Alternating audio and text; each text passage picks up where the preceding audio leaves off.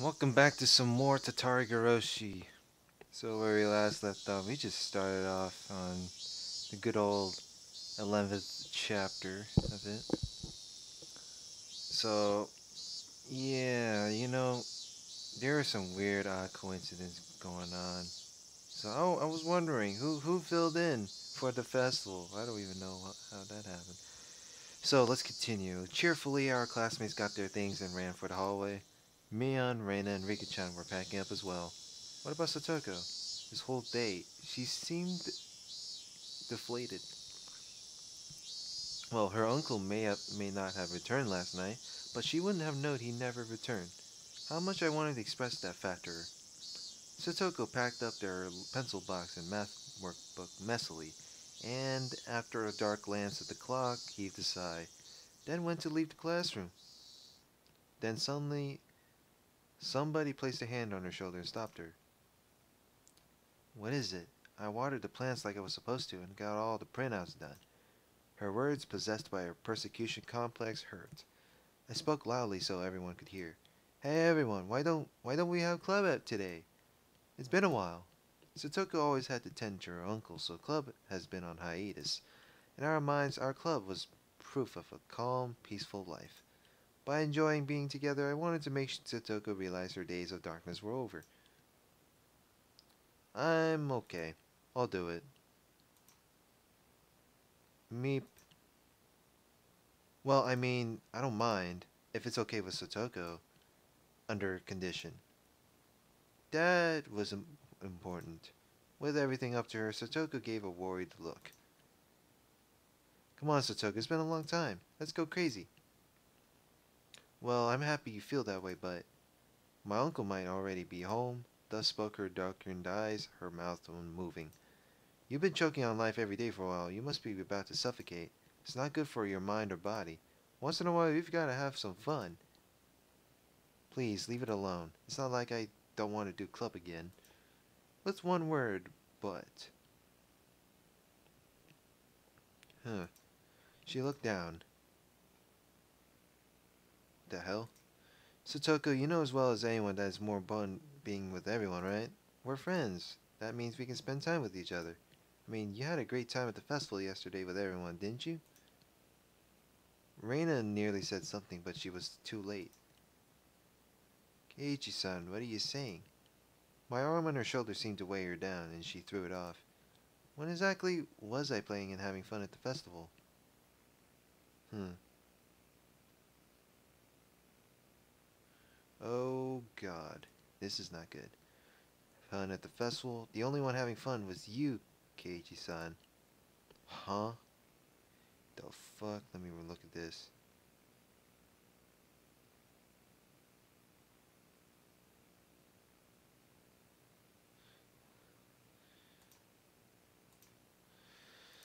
I looked over to Mion for help, but now everyone was looking down. My instincts told me that Satoko hadn't gone to the festival, but Reina said it herself, that she went with Mion to Satoko's house to invite her. Satoko-chan left on the way there. She didn't go to the shrine. Why? I realized the absurdity of what I just said with Satoko in front of me.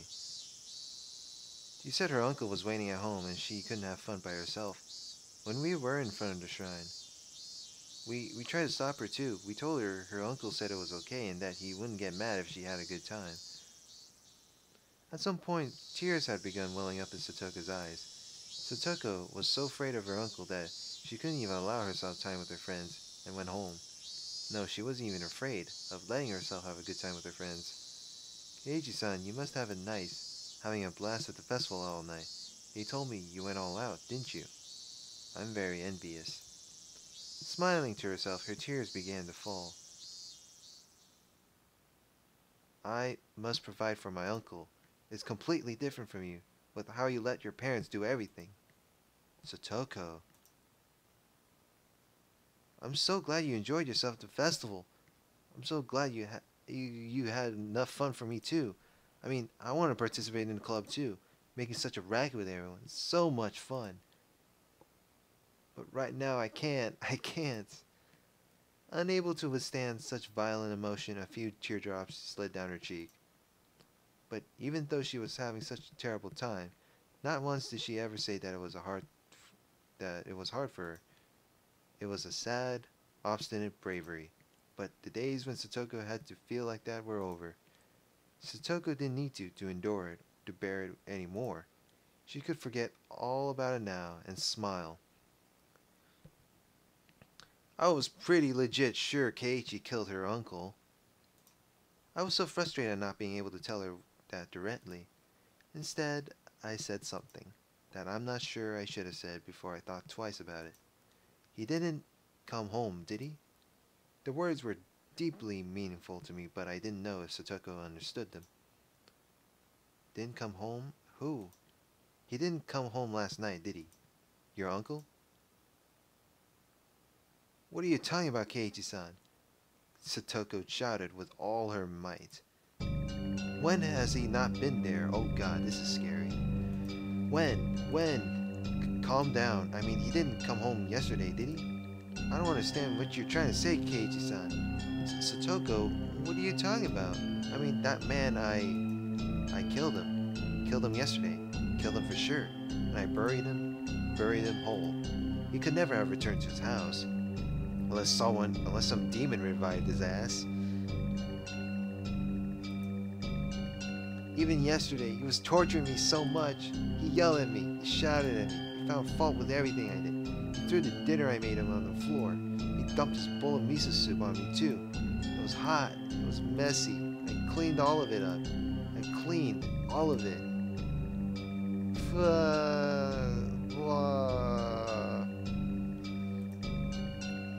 What? Our stories weren't matching up.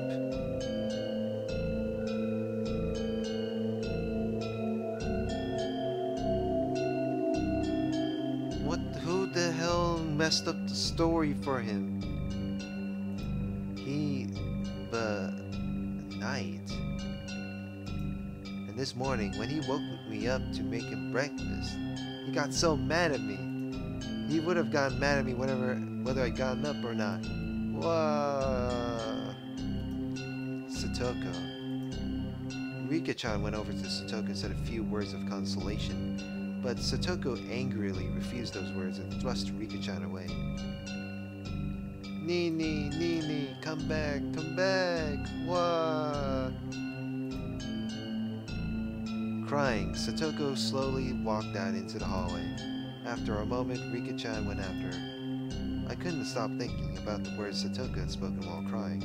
I buried her uncle last night, but she said this morning. That was impossible. I buried him last night, so she couldn't have seen her uncle this morning. What was Satoko? At that point, I heard Mion's cold voice. Hey, Kei-chan, what did you mean about Satoko's uncle? Gulp. I said too much. I let my emotions get the better of me. Reina heard it too. You said Satoko-chan's uncle didn't come home. Why? Why didn't he come home? That's strange. Satoko-chan's uncle was right there this morning, wasn't he? So why would you say he didn't come back? Come back? Kei-chan, you've been saying weird things for a while. Suddenly, Mion and Reina started to speak in strange and creepy voices. You've been saying such weird things for a while. Oh god. What were they doing? That's my question. What were they saying? Kei-chan, is it somehow inconvenient for Satoko's uncle to be around? No, what are you talking about? Of course it would be better if Satoko's uncle wasn't here. What the, oh my god, you know what? I regretted recording for almost 10 freaking minutes. Oh Jesus. Yep, that's true of course, if only it wasn't here, right?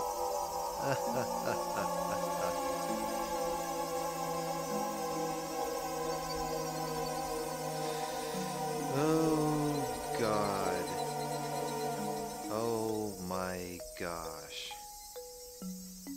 Something wasn't right. The next thing I knew, Mian and Reina were smiling thinly, and their eyes were dark and muddy in a way that I never seen before. And as our eyes met, that mud even seemed to fill the air. Satoko's uncle is an awful person, no doubt. I think we'd all be better off with him gone just as much as you do, but he's here. There's nothing we can do, right? Nothing we can do. Something's wrong. Something's clearly wrong here. What the hell was happening? After a moment, a chilly, liquid-like feeling as though my blood had been mixed with sherbet, crawled up my spine. No choice, I mean, of course there isn't, but then Satoko would never... If there's no choice, what would you do? Reina was trying to prompt me to say more. There really was no choice, so I killed him. I killed him to protect Satoko. That's, leave him alone. I think things will resolve themselves soon enough. No. Satoko-chan said her uncle was here, so he's here. He was here yesterday, and he's here today. She said so it's fine, right? Right? No. Mian and Reina were speaking unbelievably dismissively. How could they be talking like that? Mian and Reina, they were my friends and were seriously worried about Satoko's abuse, weren't they? I don't think so. They would never blurt out something like this. And I definitely killed Satoko's uncle. No matter what Satoko or anyone else says, I wouldn't acknowledge it, because him being alive was impossible. There was no way he was alive. It was impossible. And yet, since Satoko herself said he was here, then he was alive. I didn't know why or how, but suddenly, Mian and Reina were at my sides, standing there silently. Let's go home, Kei-chan. After we leave, Reina wants to go treasure hunting for the first time in a while. Mi-chan is coming too. Kei-chan, you should come along. Of course, you're not allowed to refuse. Oh my... Oh jeez, why would you even say that? It's like I'm supposed to say yes the whole time. If words could freeze blood, then there was no doubt that they would have frozen me solid. I could hear it, a layer of thin ice, the sound of all my muscles tensing. And with them closely at my sides, we left the school as if they were police officers taking me away. They talked about silly things the entire way home, like they always did, but they always stood at my sides, as if to prevent me from escaping. This was strange. Everything about this day was strange. Actually, it had been strange ever since the previous night. Yes, thinking back, it had been strange ever since killing Satoko's uncle. That creepy meeting with Takano-san was only the beginning. That insane night was still continuing. Yes, it still hadn't ended. What? What's wrong, Kei-chan? Why did you suddenly stop? Sorry, it's nothing. When I stopped, it was distant, but I definitely heard them. An extra set of footsteps. That was proof. Proof that insane night hadn't ended. Oh, no, no, no, no.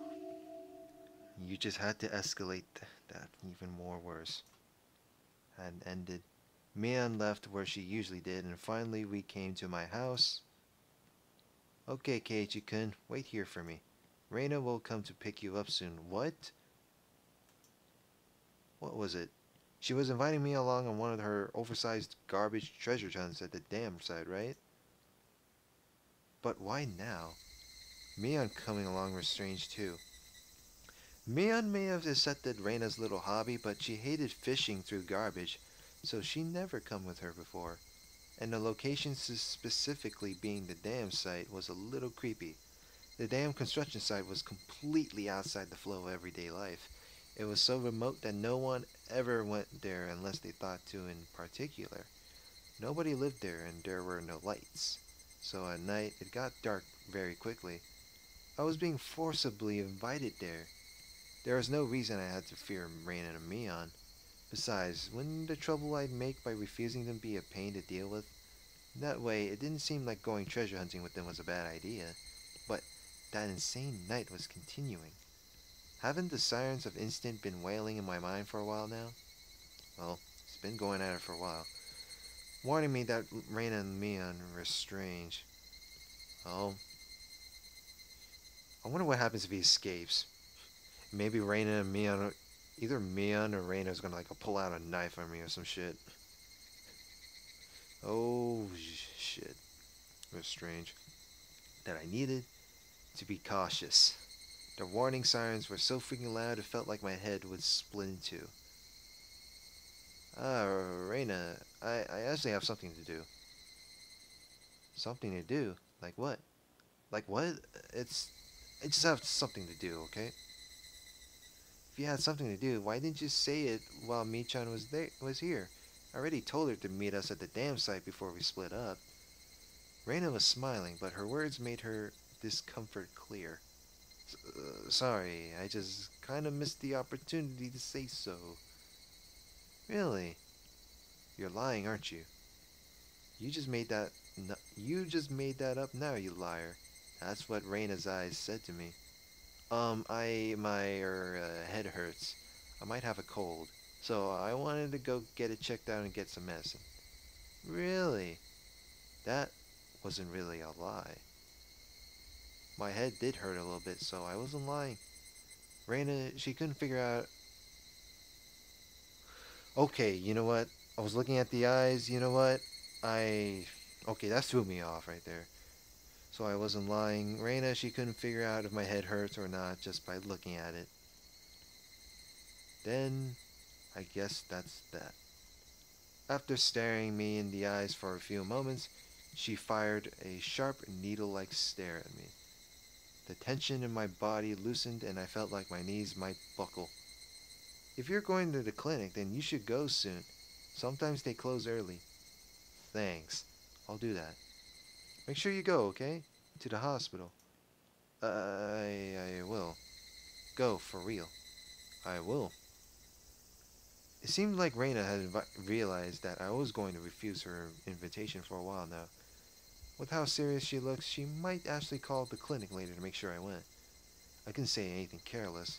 Lying about getting checked out was just an excuse to decline her request in the first place. It didn't matter whether I actually went. Yeah, I'll go. If you want, I can bring you the bill tomorrow. Oh, that would be good. Be sure to bring it, okay? Reina will look at it then. Oh no. Oh shit.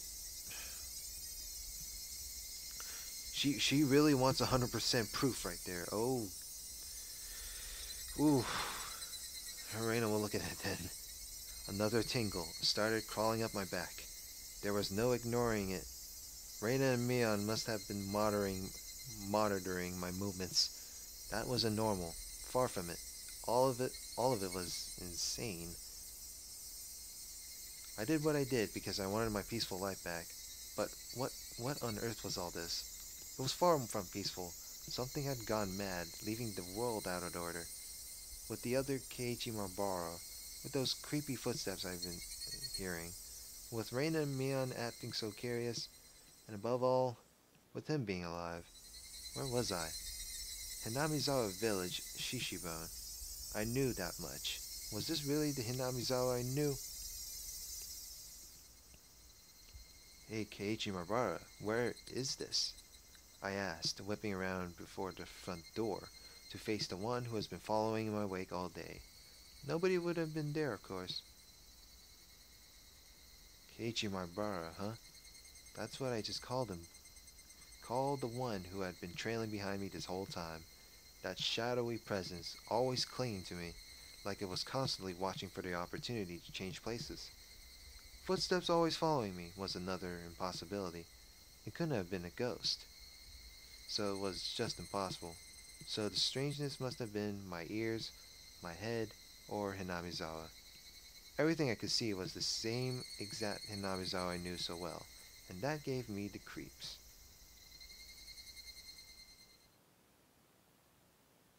Eventually, I decided to actually go to the clinic. I really didn't want to go outside, but a stronger feeling than that desire was the fear Reina might actually be keeping an eye on me to see if I went to the hospital. But before I went to the clinic, there was something I wanted to make sure of. It was at school. I pretended I'd forgotten something. I was going back to the classroom to pick it up. As soon as the thought crossed my mind, I was overwhelmed by paranoia. I was just going to the classroom, but I hated it so much having to be so careful to fake it. After carefully verifying once more that nobody was watching, I went over to the locker. Yes, Satoshi's locker. I committed a crime with the bat I found in this locker, Satoshi's bat. And then I had thrown the bat into the swamp, which meant the bat shouldn't have been inside. But, what if the bat was still in here? It was a very dreadful, incomprehensible idea, but if it was true, it would explain a lot. If the bat was in here, yesterday's events would have all been a delusion. No, an illusion. I hadn't killed anyone, and I had gone to the festival. I had a great time rummaging about with everyone. It would prove that Keiichi Marbaro was really me. Proof that I was only under some strange assumption that I had killed Satoka's uncle. Proof that it had all been a wild fantasy. That would explain everything. Nothing happened yesterday. I had just gone mad, unable to separate my shocking, uncle-killing dream from reality. That would explain everything. If the bat was here, would I be able to accept that reality? If it was here, nothing will have changed. If it was here, it would just mean I had gone crazy. What if it was in here? Oh, jeez. Let's see, here goes nothing. Preparing myself for the worst, I opened the locker door. I was actually scared of opening it slowly, so I threw it open with a bang. Oh, wait. And just like the first time, the choking scent of smell and sweat, like a stale towel, came flowing out. There was a baseball uniform and some miscellaneous other things, like notebooks. There was also a shoe pouch. And as for the bat, it wasn't here.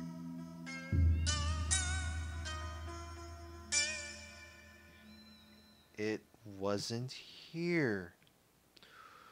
Whew, okay, so it wasn't an illusion after all. It was how I left it when I took the bat out.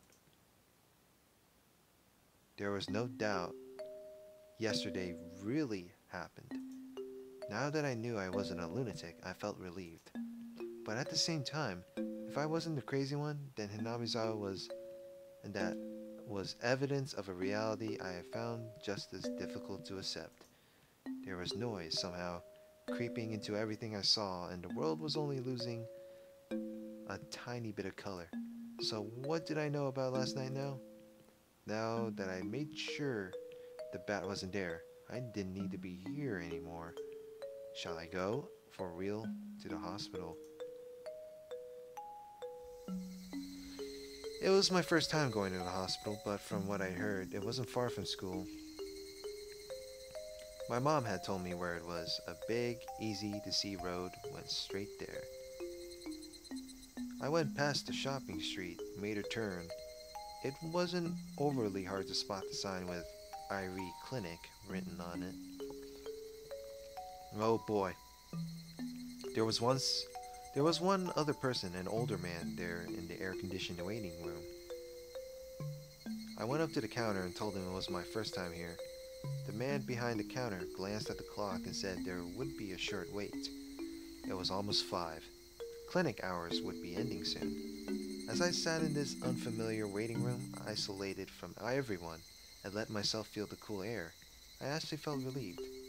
What should I tell the doctor when he comes? I could tell him I had a cold, but I was the very picture of health. Actually, I wanted him to check my head. I wanted someone to confirm for me whether I was really sane or not. Keiichi Marbaro-san, please come into the examination room. Huh? The voice from the other side of the examination curtain. I thought I'd heard it somewhere before. Is it Takano-san?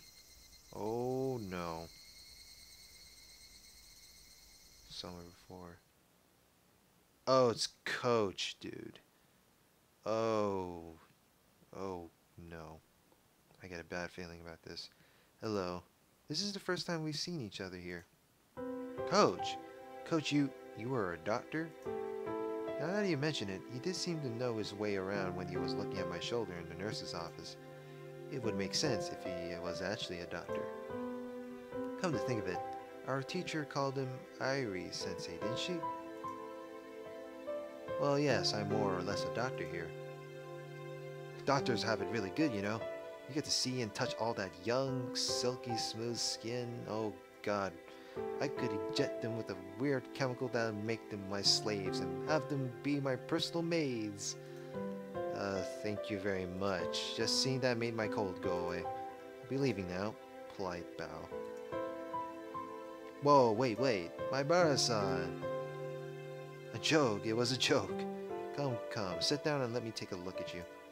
I'll need to use my stethoscope, so show me your silky smooth chest, my Bara-san. Okay, that is just fucking weird. Now you're just ruining the goddamn mood. For some reason, I felt really relieved. After that insane night, as much as I thought everything had gone crazy, Coach was here doing the same thing he always did. I was very happy for that. What if he doesn't? Ooh, I'm getting some very suspicions right there. I'm getting some suspicions, I mean. Very happy for that. You don't seem to have a cold. Actually, those scrapes and cuts all over you seem to be the painful thing. Don't tell me you were playing in the bushes with short sleeves and shorts. I mean, I can't say for sure you haven't been infected with tetanus, or whatever the word is. As I was chasing that man last night, I kept being scraped by bits of trees. I didn't realize I had so many cuts. You went a little too crazy at the festival yesterday. Enjoy that while you're young. And once again, I apparently went to the festival. Coach, did you go to the festival? Yes, of course I did. I may be a doctor, but I'm also on the Watanagashi Executive Committee. Did you see me there? This coach was the same coach that I always known, and I felt like I could trust him more than my weird friends, so I asked. You would trust this weirdo? Well, actually, I was drinking in the main tent with the chairman and the others the whole time. I didn't go out to see the festival at all. I don't think I saw you. Oh. Alright. That was a strange question. Did you have too much to drink and forget about what happened last night? And underage too, you bad child. Coach let out a laugh. He didn't laugh in an unnatural way like Mion and Reina did. Coach was okay. He was the coach from the world I knew. He wasn't someone from this abnormal world. Well, this all might seem a little weird to you, but I want you to hear me out without laughing. Yes, go ahead. I greatly welcome any shy, bashful worries you might have as you come into your secondary sex characteristics. Could it be possible that I have an identical twin? Coach hadn't expected that question at all and couldn't say anything for a moment, but then he smiled calmly and quietly answered. This is just superstition, but I've heard before that everyone has two other people in the world who look just like them. If there was, I'd certainly like to meet him, though. Also, there are plenty of fairy tales where a person's double appears. The German ones about doppelgangers are probably the most famous. Doppelgangers? Yes, they look exactly like another person. Apparently, they herald misfortune, and if you meet one, you're sure to die soon. I think that's how it went. When you meet them, you're sure to die soon.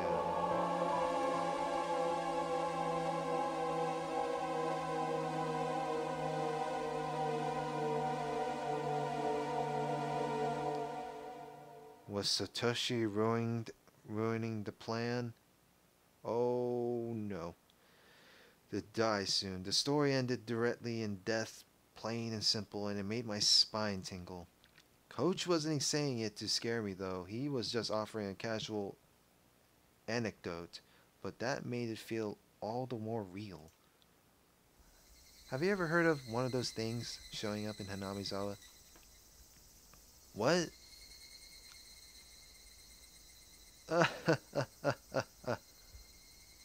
Well, I can't say that I have. Coach must have thought he was being teased, so he laughed in an exaggerated way. But when I didn't smile along with him, his laughter steadily grew fainter. I'm sorry, well, I was sort of being serious. No, I apologize for laughing. Was there something you were worried about? I wonder if I should tell him. Then, after resolving myself one final time, I slowly spoke. I I didn't go to the festival yesterday. Is that right? Well, there will be one next year. And then you can... That's not what I meant. I didn't go to the festival, but according to everyone else, I was there. Could that even be possible? After blinking his eyes in amazement, Coach, Coach thought seriously about what I was trying to say, and he answered, choosing his words carefully. Let me make sure I have this straight. Maibara-kun, you went to the Watanagashi festival but don't remember it, am I right? I was trying to say something completely different, but I suppose any sane person would come to that conclusion. That night, Keiichi Maibara was actually at the festival, but I was saying I didn't go. That obviously meant my memories of going there had failed me. But that was absolutely impossible.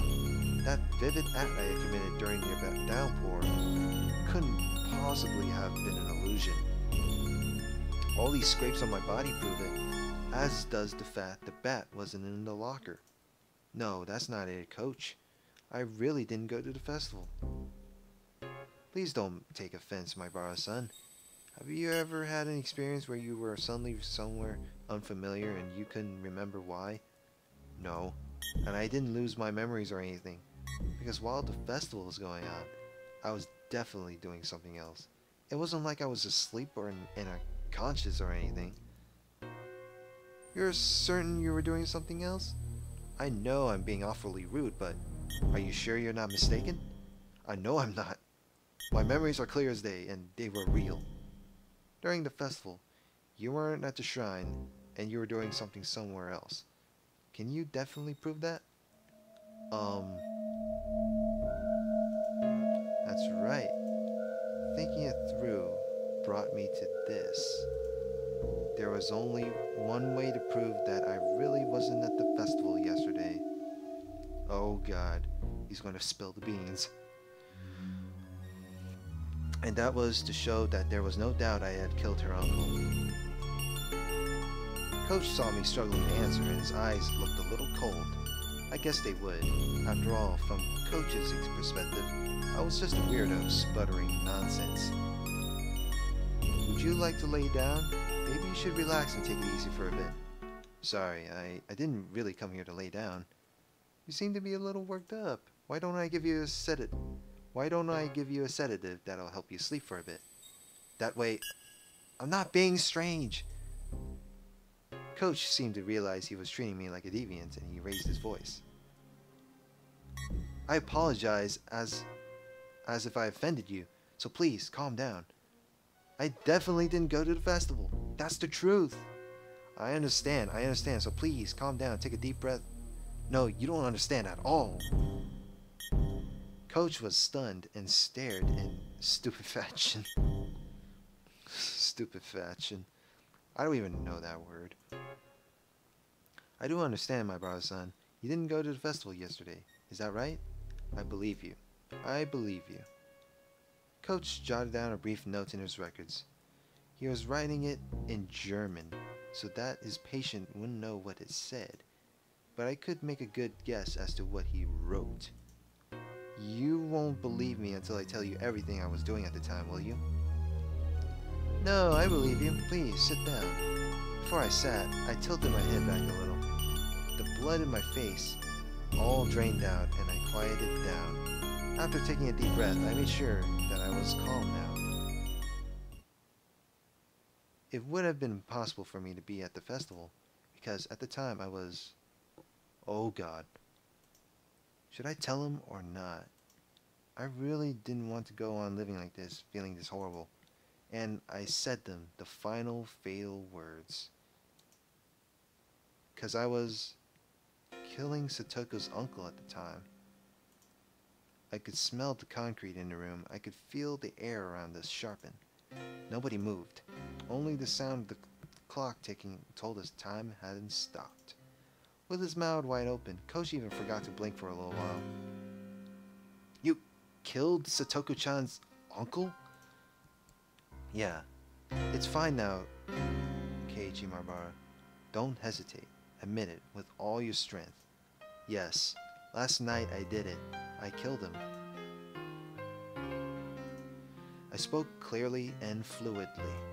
I could easily tell that Coach's mind had gone completely blank. Why would you... No, that was a foolish question. I believed it was the most direct method of saving Satoko, so I carried it out. I don't have any regrets. I see. Coach smiled thinly and nodded a bit. So I couldn't have been at the festival. I left the brightness of my house for the darkness of the outside. After that, I dug holes, made phone calls. I had my hands full. Then I attacked him, killed him, and buried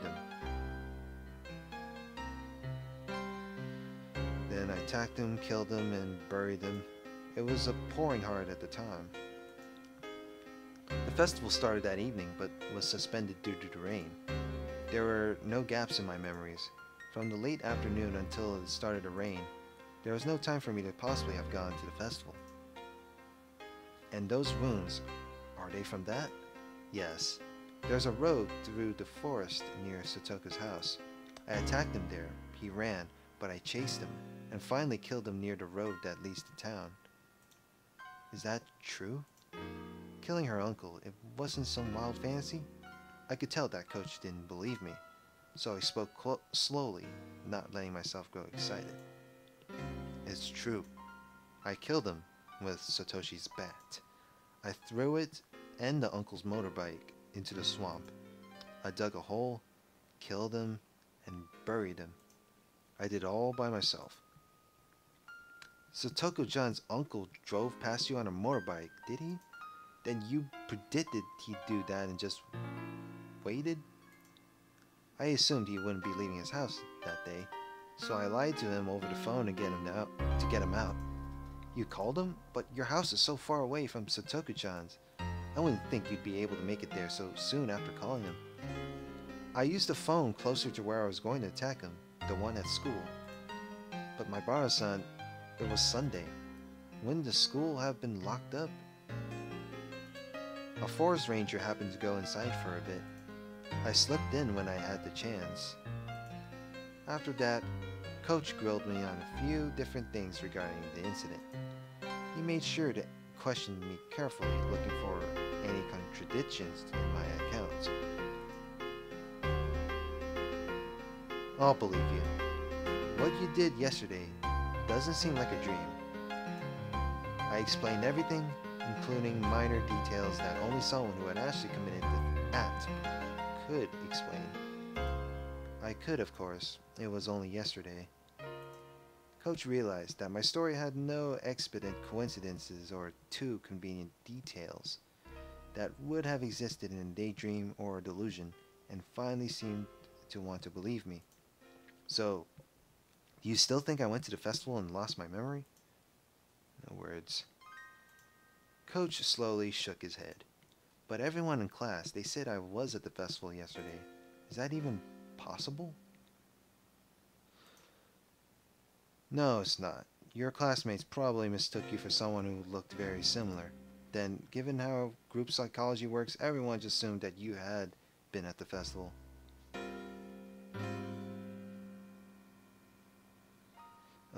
Mistook you for someone who looked very similar.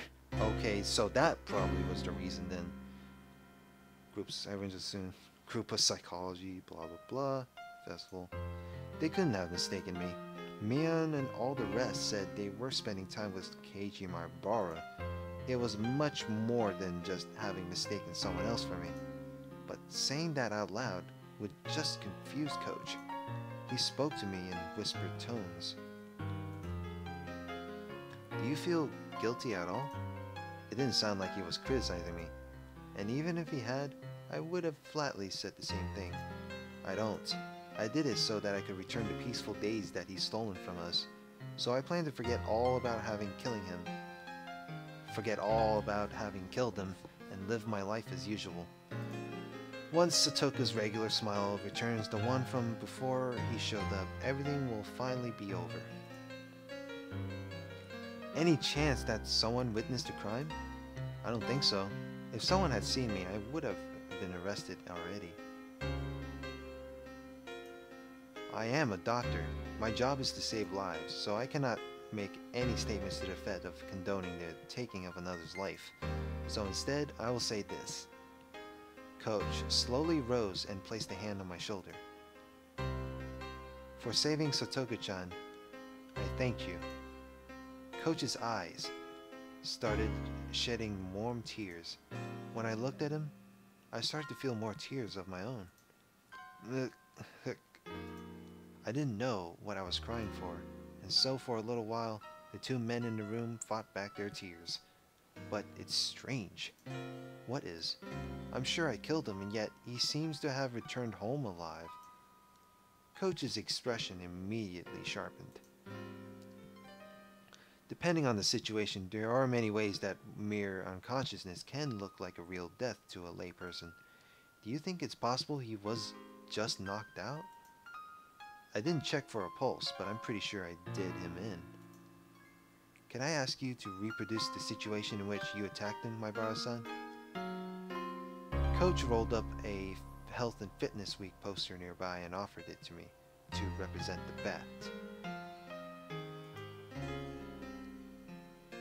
Though I may have been lost to the emotions of the beast last night, I remembered in detail the number of times I swung the bat, the angles I had swung from, and the force I had applied.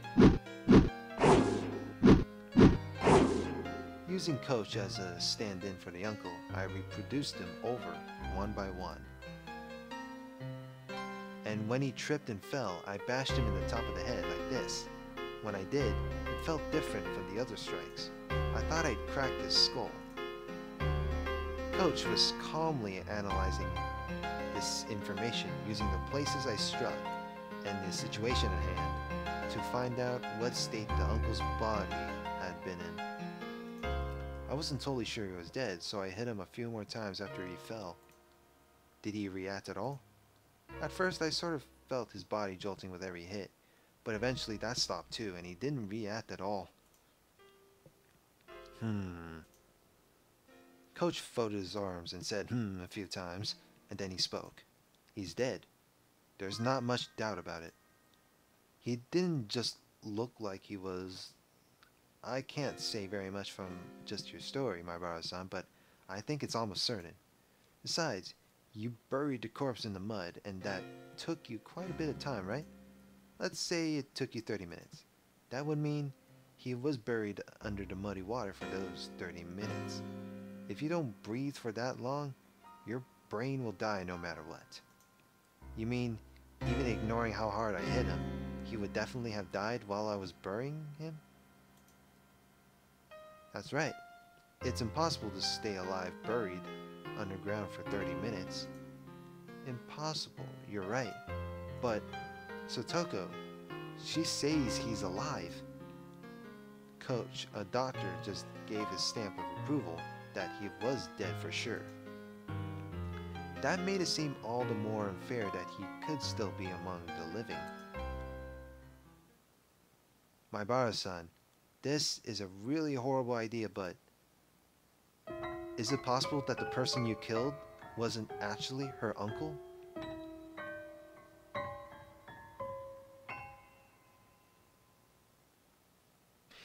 He could be right. Oh, he should have taken a long look at the uncle's face before knowing. Next time, before he does shit like that. Was it actually her uncle? Huh?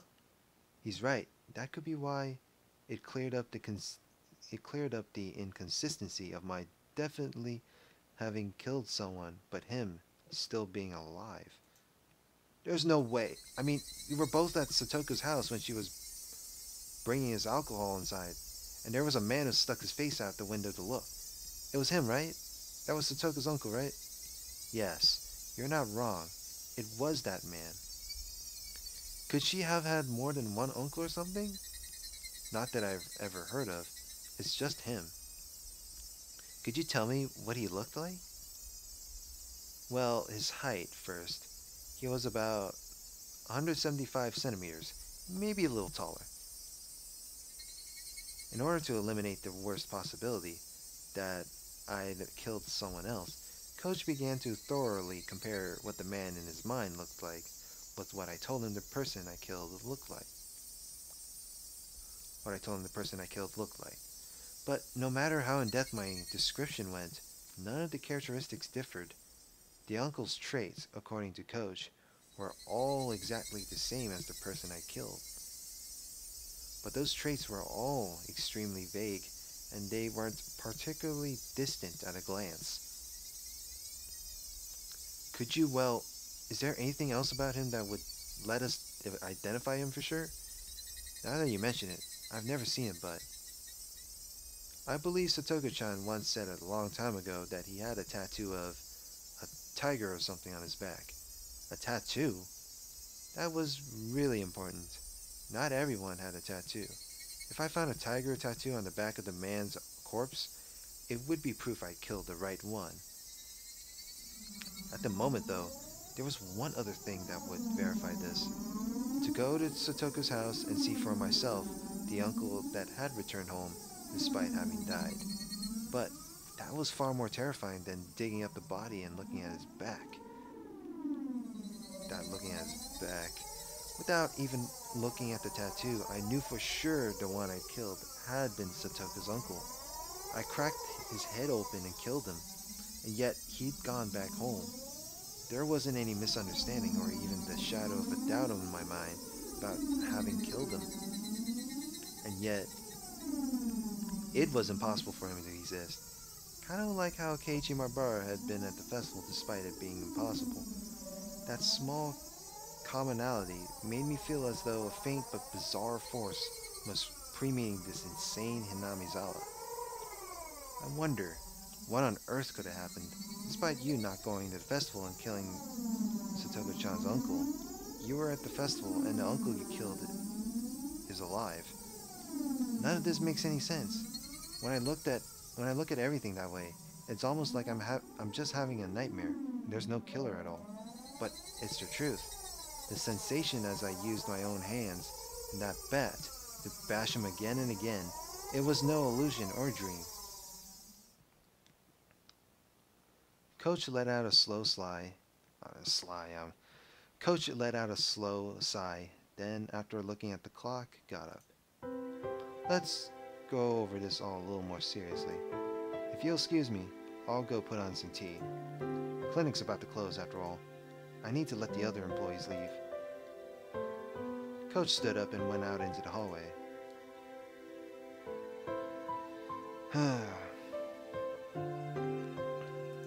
This is a long while right there. Man, a lot of some predictions right there. So, next part, I'm going to continue more of this because there are a lot of questions I want to put. So, like, comment, subscribe, and see you guys later. Have a good one.